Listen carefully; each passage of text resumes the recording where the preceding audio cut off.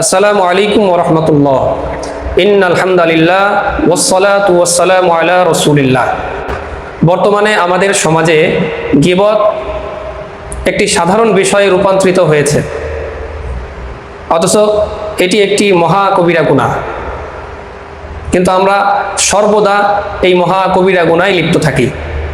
বিষয়টি যেন এমন, গীবত যে একটি মহা কবিরা গুনাহ, এই উপলব্ধিটুকু আমরা করি না। অথচ গীবত সম্পর্কে পবিত্র কোরআনের সূরা হুজুরাতের 12 নম্বর আয়াতে আল্লাহ পাক রব্বুল আলামিন বলেন, ইয়া আইয়ুহাল্লাযীনা আমানু ইজতানিবু কাসীরাম মিনায-যন্নি ইন্না বা'দায-যন্নি ইসমু ওয়া লা তাজাসসাসু ওয়া লা ইয়াগতাব বা'দুকুম বা'দা আইয়ুহিব্বু আহাদুকুম আইয়াকুলা লাহমা আখিহি মাইতান ফাকারিহতুমুহু ওয়াত্তাকুল্লাহ ইন্নাল্লাহা তাওয়াবুর রহিম। আল্লাহ বলেন, হে মুমিনগণ, তোমরা অনুমান থেকে দূরে থাকো, কেননা অধিকাংশ অনুমান গুনাহ।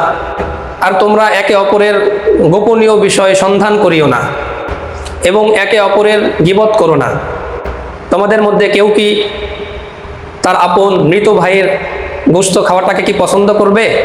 অবশ্যই তোমরা এটা অপছন্দ করবে। আর আল্লাহকে ভয় করো, নিশ্চয়ই আল্লাহ তওবা কবুলকারী এবং দয়ালু।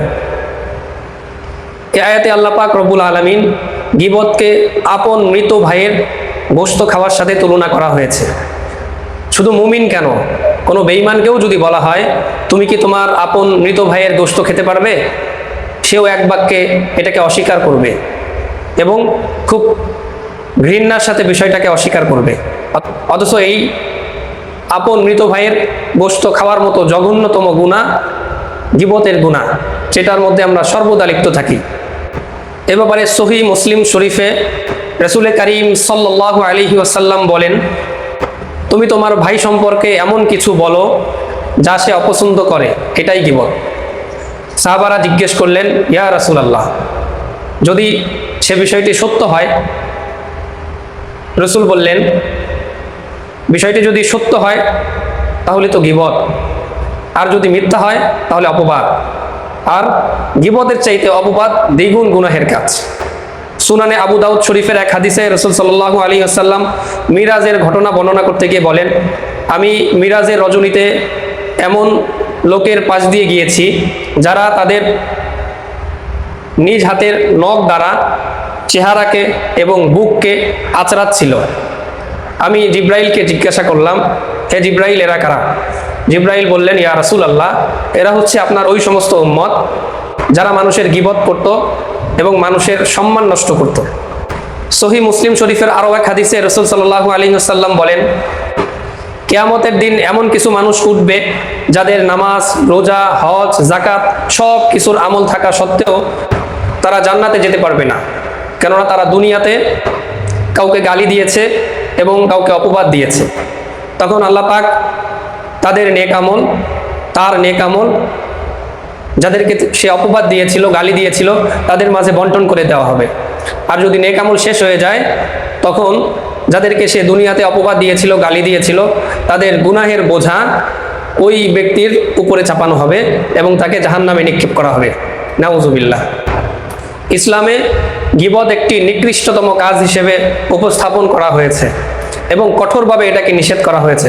অথচ আমরা সর্বদা এই গীবতের মতো জঘন্যতম কাজে লিপ্ত থাকি। শুধু সাধারণ মানুষ নয়, অনেক দিনদার মানুষদের মধ্যেও দেখা যায় তারা অনেক দিনই পরিবেশে গিয়েও, দিনই মজমার মধ্যে গিয়েও গীবতের মতো জঘন্য কাজে লিপ্ত হয়ে যায়। এই গীবত মানুষের দুনিয়া এবং আখেরাত উভয়টাই নষ্ট করে দেয়।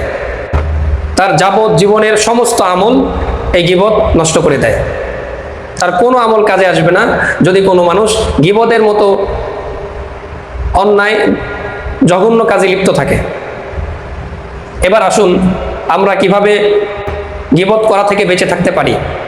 গীবত থেকে বাঁচার 10টি উপায়। 1 নাম্বার, কথা বলার আগে চিন্তা করুন যা বলছেন এটা কি সত্য, প্রয়োজনীয়, এই কথার কারণে কারো কষ্ট হবে কিনা ভাবুন।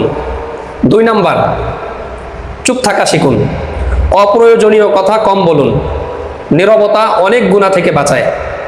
3 নাম্বার, খারাপ আড্ডা এড়িয়ে চলুন। যেখানে মানুষের সমালোচনা করা হয় সেই পরিবেশ থেকে দূরে থাকুন। 4 নাম্বার, আল্লাহর ভয় রাখুন, মনে রাখুন আল্লাহ সব শুনছেন এবং দেখছেন। 5 নাম্বার, বেশি বেশি ইস্তেগফার করুন।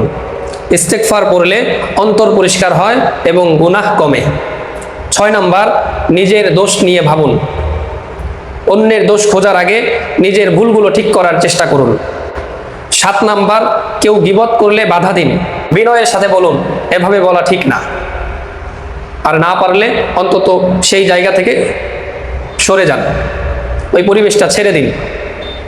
8 নাম্বার, মানুষের ভালো দিক উল্লেখ করুন।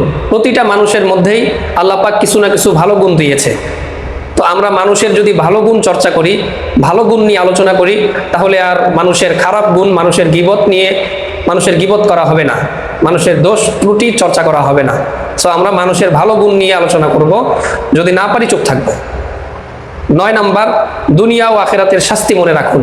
গীবত করলে গীবতের কি শাস্তি সেটা মনে রাখুন, মাঝে মধ্যে ভাবুন আমি যে গীবত করছি, এই গীবত করার কারণে আমার পরকাল ধ্বংস হচ্ছে কিনা। 10 নাম্বার, তওবা ও দোয়া করুন।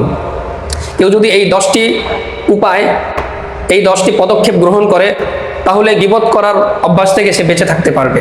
আল্লাহ পাক রব্বুল আলামিন আমাকে, আমাদের সবাইকে গীবতের মতো জঘন্যতম অন্যায় থেকে বেঁচে থাকার তৌফিক দান করুন, আমিন।